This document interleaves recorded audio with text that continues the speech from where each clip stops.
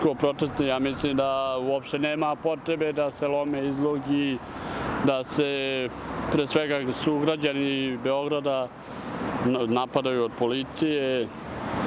Nema potrebe za takvim scenama da kruži svetom loša slika o Srbiji.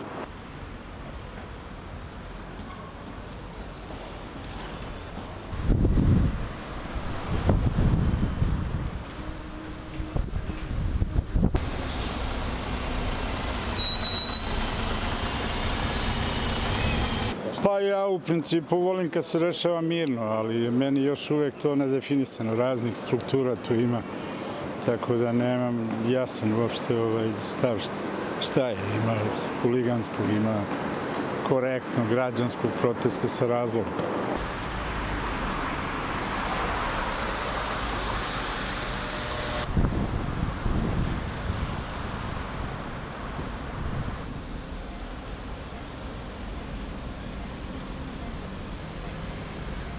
Sinoć sam bila i bila sam zapanjena koliko su klinci bili disciplinovani i koliko su drugi disciplinovani. A ja ih prepoznajem na kilometre, znači i videla sam tačno ko stoji sa strane.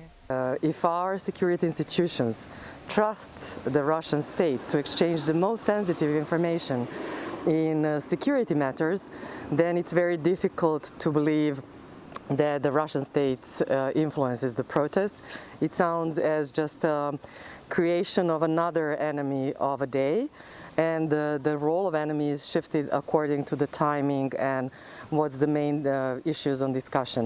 I think it was convenient for President to blame the Russians since he was going to engage more with the West in regards to Belgrade-Pristina dialogue, and the Russians sounded as a good enemy to be angry at, since they were quite involved in spreading the fake information during the COVID or Corona crisis in Europe, and that has been documented properly.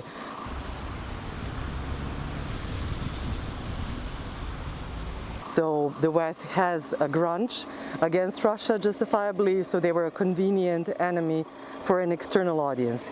As for the domestic actors, the right-wing groups, many of them are also under the control of government. I think what we are seeing here is a similar pattern to what has happened in Russia.